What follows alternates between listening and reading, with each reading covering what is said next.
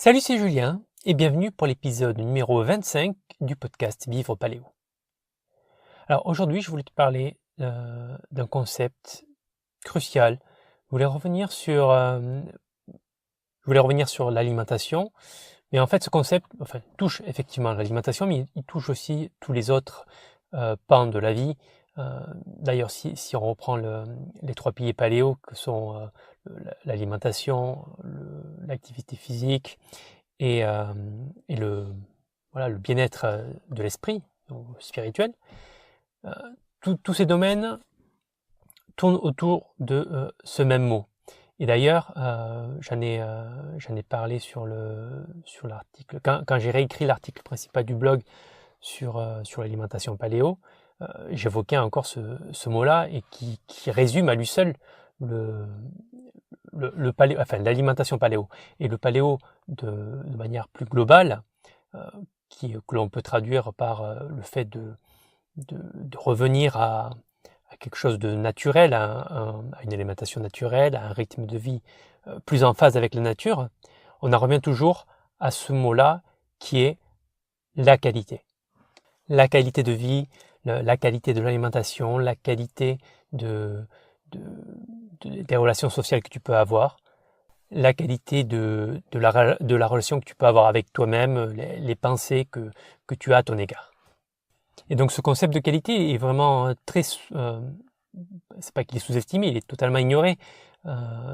Déjà en matière d'alimentation, quand tu prends l'alimentation paléo sur le papier, on peut résumer par que c'est protéines, graisses et très peu de glucides. Mais en fait, si tu ignores ce critère de qualité, tu te retrouves à manger des protéines et des graisses, mais ça peut être des produits industriels, ça peut être des produits qui ont été dégradés par le mode de production. Un exemple typique, un exemple auquel je pense, c'est l'huile de colza. Par exemple, l'huile de colza qui est recommandée parce que elle contient plus d'oméga 3 que d'autres huiles. En fait, déjà dans l'absolu, c'est vrai que les alimentations, on va dire classiques, ont un apport trop important en oméga 6 par rapport aux oméga 3. Donc tout ce qui est en faveur d'aliments qui apportent plus d'oméga 3 sont souvent cités comme sains. Ça c'est une chose, augmenter les oméga 3, mais il faut aussi diminuer les oméga 6.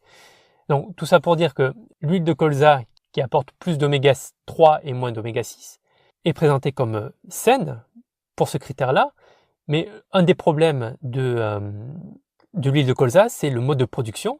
Les solvants sont utilisés pour séparer l'huile des matières solides qui ont été pressées pour recueillir l'huile. Et il y a aussi des traitements thermiques qui sont appliqués, et ça peut, comme il s'agit d'oméga 3, qui sont des acides gras très sensibles à la chaleur, le fait d'utiliser des températures, le fait de chauffer ces huiles-là altère la qualité de ces oméga 3. Et du coup, on se retrouve avec des acides gras trans qui sont nocifs, tout le contraire de ce qu'on cherche à obtenir. Et tout ça parce qu'on a un mode de production qui ne respecte pas le produit à la base.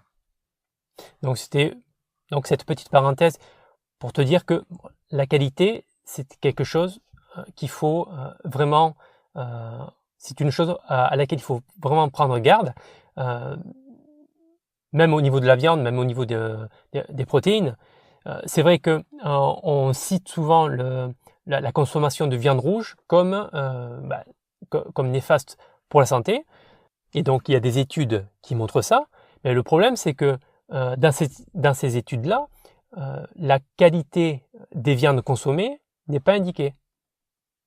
Donc il est très probable que dans ces études-là, les personnes qui ont été suivies ont consommé de la viande d'élevage en batterie, donc de la viande de mauvaise qualité par rapport à de la viande qui est issue d'élevage beaucoup plus naturel, beaucoup plus sain, où les animaux consomment leur nourriture naturelle plutôt que de consommer des céréales ou même des farines animales. Ça on l'a vu dans les années 90 avec l'affaire de la vache folle.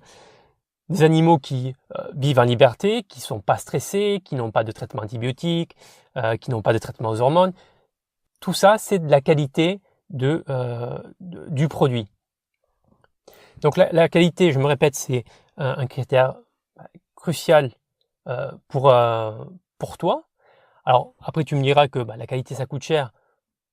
Oui, enfin ça dépend aussi où tu te fournis. Je te renvoie à l'épisode sur lequel je parlais justement du budget, de l'argent par rapport à ça. Je te renvoie également à un article que j'ai écrit sur comment manger mieux pour moins cher. Tu trouveras plein d'astuces pour savoir comment faire. Mais rapidement, premièrement, tu as des manières de manger mieux pour pas plus cher ou même moins cher. Et deuxièmement, tu n'as pas à manger autant. Sûrement que tu n'as pas à manger autant en même quantité que ce que tu le fais actuellement. Parce que la qualité, c'est pas, enfin, nourrir ton corps, c'est pas forcément manger beaucoup, c'est manger bien, c'est-à-dire de qualité. Et tu peux te contenter de peu, de bonne qualité et être en très bonne santé.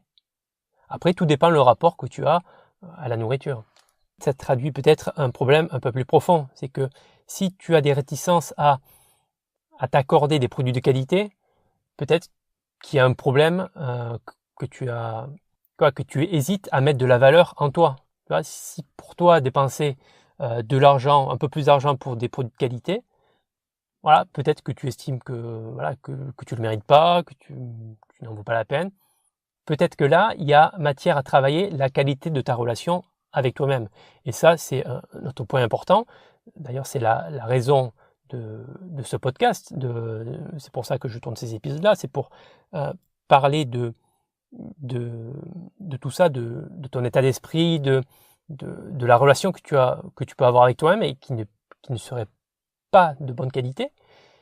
Et c'est ça, un des buts, c'est de te réconcilier avec toi-même pour viser ce critère de qualité qui fait partie de mode de vie sain. Et le secret, il est là.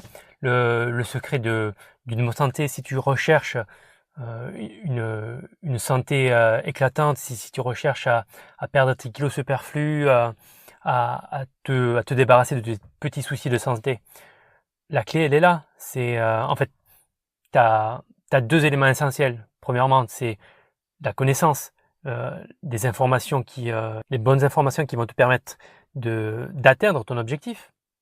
Mais les informations, la connaissance, c'est pas tout, parce que si tu n'appliques pas ces informations-là, tu es bien d'accord que tu n'auras pas de résultat.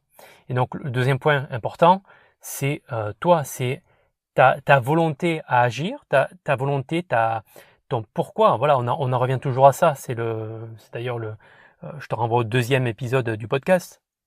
Si tu n'as pas un pourquoi suffisamment pertinent, significatif pour te pousser à agir, à appliquer ces bonnes informations-là, eh ben voilà, tu n'avanceras pas, tu n'arriveras pas à tes résultats. Tu ne pourras pas mettre en place une alimentation de qualité si à la base tu n'as pas une relation de qualité avec toi-même, si tu n'as pas des pensées de qualité au sens positif qui vont dans le sens positif pour toi, pour ton bien-être. Si tu n'as pas ça, eh ben voilà, tu n'auras pas les résultats que tu espères. Et donc, si tu ne sais pas comment faire pour avoir cette qualité de vie interne avec toi-même dans ta tête, je te renvoie à tous les épisodes précédents. Regarde s'il y a quelque chose qui peut t'aider. S'il y a un sujet qui n'est pas abordé, dis-le moi, j'y répondrai au cours d'un prochain épisode. Et donc voilà, pour résumer, vraiment pour la santé, le maître mot, c'est qualité. Qualité, premièrement dans l'alimentation, dans l'hygiène de vie, mais également la qualité dans tes pensées qui vont donner suffisamment de sens au fait de mettre en action la connaissance, les informations que tu auras pu recueillir. Donc voilà, je vais te laisser sur ce mot, qualité. J'espère que cet épisode va te donner un petit peu de recul, va t'aider à réfléchir, à progresser dans ta démarche. Partage en commentaire le fruit de tes réflexions, le fruit de tes avancées, même si tu as des difficultés. Et d'ici là, je te dis à bientôt pour le prochain épisode.